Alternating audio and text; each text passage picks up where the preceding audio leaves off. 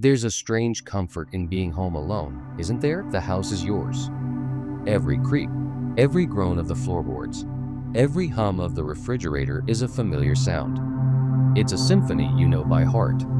But what happens when a new sound joins the chorus? An unfamiliar note, a sound that doesn't belong. Suddenly, the familiar walls of your home don't feel so safe. They feel like a trap. Tonight, we're going to explore 3 stories about people who heard that new, terrifying sound. These aren't ghost stories. These are true accounts of when the real world proved to be far more frightening than any phantom. Welcome back. The feeling of safety in our own homes is something most of us take for granted. But for some, that illusion is shattered in the most terrifying way possible. Our first story takes us to a quiet neighborhood, not unlike the one you might live in. Story 1. The Man in the Garden. Chloe was 19 and house-sitting for her parents for the first time. It was a stormy Tuesday night, the kind where the rain and wind create a constant, rhythmic noise against the windows. She was curled up on the couch, lost in a movie, feeling perfectly secure. Around 10 p.m., her dog, a typically calm golden retriever named Buster, suddenly shot up from his spot on the floor. He ran to the large glass sliding door that led to the backyard and began to growl, a low, guttural sound Chloe had never heard from him before. Chloe muted the TV. Over the sound of the storm, she couldn't hear anything out of the ordinary. She called Buster back, but he wouldn't move. He stood rigid, his eyes fixed on the darkness of the garden. Annoyed, Chloe got up and flipped on the back porch light. The floodlight illuminated the rain-slicked patio and the swaying trees at the edge of the yard. She saw nothing, just an empty, wet backyard. She was about to scold Buster for being spooked by a raccoon when she saw it. At the very edge of the light's reach, partially obscured by a large lilac bush, a figure was standing. It was a man, completely still, wearing a dark raincoat with the hood pulled low, shadowing his face.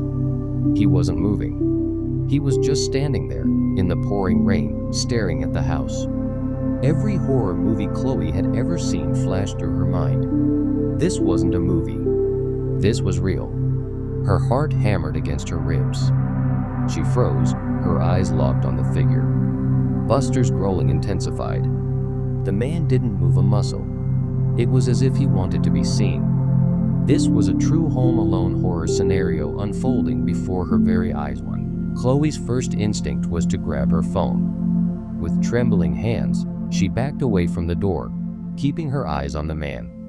She ducked behind the couch and dialed 911. Whispering, she explained the situation to the dispatcher. The voice on the other end was calm, professional, but it did little to soothe her terror. The dispatcher told her that officers were on their way and to stay on the line and keep herself hidden. Minutes felt like hours. Every gust of wind, every rattling window sent a fresh wave of panic through her. She stayed crouched, listening. The most terrifying part was the silence from the backyard. The man hadn't tried to break in. He hadn't made a sound. He was just watching. After what felt like an eternity, she heard the faint siren in the distance, growing closer.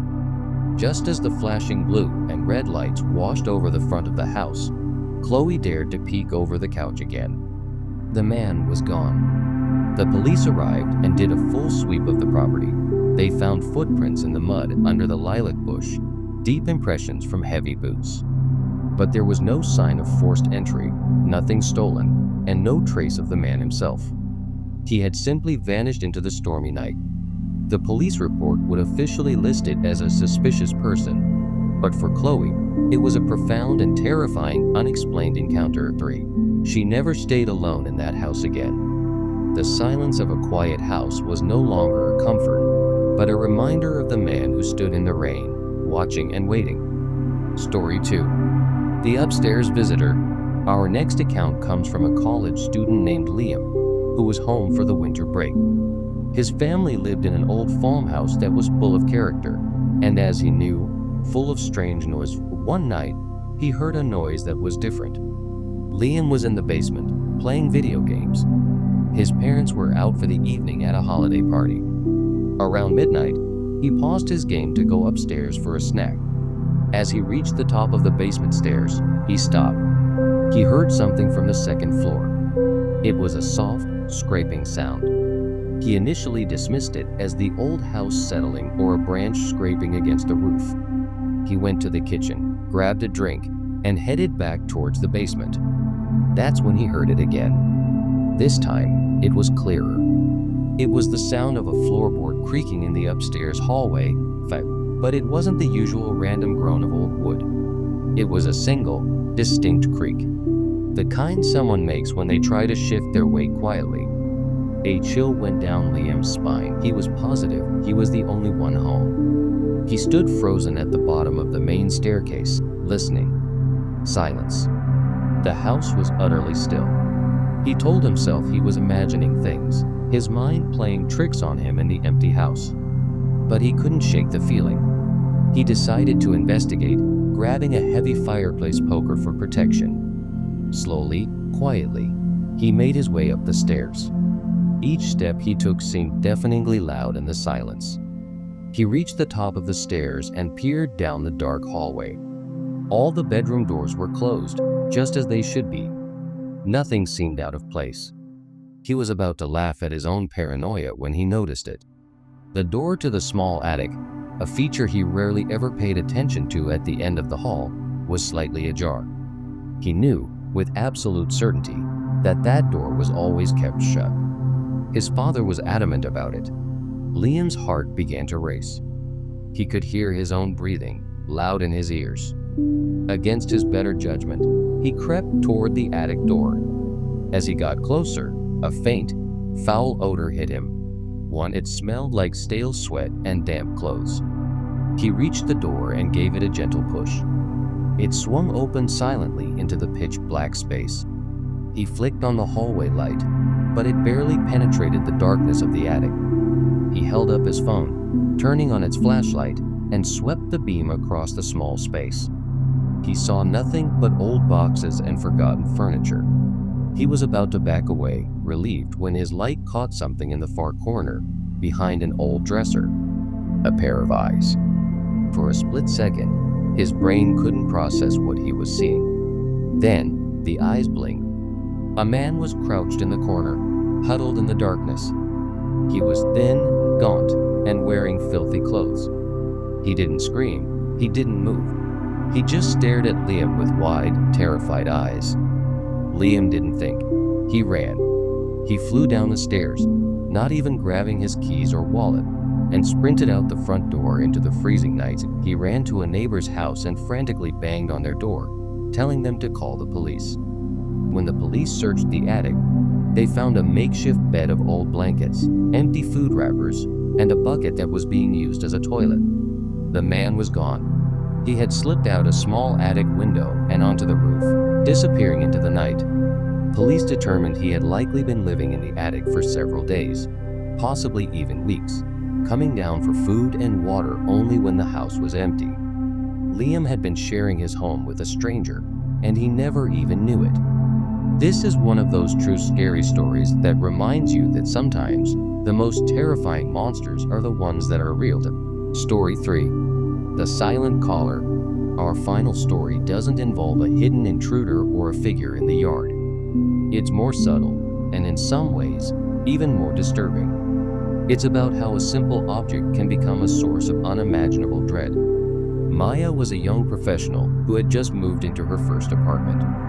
It was a small one-bedroom on the third floor of a secure building. One evening, while cooking dinner, her phone rang. It was an unknown number. She answered, but there was only silence on the other end. She said hello a few times, then hung up, assuming it was a spam call. A few minutes later, it rang again. Same number, same silence. This time, she felt a flicker of annoyance. She hung up and blocked the number. She thought that was the end of it. It wasn't. About an hour later, the intercom buzzer for her apartment screamed. Startled, she went to the receiver on the wall and pressed the talk button. Hello? She asked. Silence. She could hear the faint static of an open line, but no one responded. She asked again. "Who is it?" Still nothing. After a moment, the line went dead. Now she was unnerved. The front door of the building was locked. For someone to buzz her apartment, they had to be in the lobby. She peered through the peephole of her front door but saw no one in the hallway. She tried to brush it off. Maybe it was a neighbor who buzzed the wrong unit. But the combination of the silent phone calls and the silent intercom buzz felt intentional. Over the next few days, it kept happening. 2 or 3 times a day, the unknown number would call. She never answered again, but seeing the number pop up on her screen made her stomach clench. And every night, at least once, the intercom would buzz, followed by that same unnerving silence. She reported it to her building manager, who checked the security cameras in the lobby. What they found was chilling. Each time her intercom had been buzzed, there was no one in the lobby. The camera showed an empty, quiet space. There was no one physically pressing the button for her apartment. The building's management was baffled. They had an electrician check the intercom system, and they found nothing wrong with it. No crossed wires, no malfunctions. It was working perfectly. Yet, something was triggering the buzzer to her specific apartment, and only hers. The silent phone calls continued. The silent intercom buzzes at night became a regular torment. Maya started to feel like she was being watched, even in her locked apartment. The home alone horror was no longer about a physical threat, but a psychological one. This was an unexplained encounter of a different kind, one that couldn't be solved by a police officer or a deadbolt 9. The breaking point came a week later. It was late, almost 2 a.m. The intercom buzzed, longer this time. Maya ignored it, her heart pounding. Then her phone rang. It was the same silent number. She declined the call. Immediately after, a text message came through from that same number. It contained a single photo. It was a picture of her, taken through her apartment window, sitting on her couch. It had clearly been taken from the building across the street, and it had been taken just moments before. She screamed and dropped the phone. She called the police, who arrived quickly, but the person was long gone. They were never identified. The calls and the buzzing stopped as abruptly as they had started. Maya broke her lease and moved out the next week. She never found out who was tormenting her or why. But she'll never forget the feeling of being a prisoner in her own home, stalked by a silent, invisible presence. The 4 walls we call home are meant to be our sanctuary. But these stories show how quickly that sanctuary can become a cage. It's a chilling reminder to always be aware of your surroundings, to trust your instincts, and to never, ever dismiss that strange little sound that doesn't belong. If you found these stories as unsettling as I did, please consider liking this video and subscribing to the channel for more content. We delve into the strange and the terrifying every week. Stay safe and always lock your doors.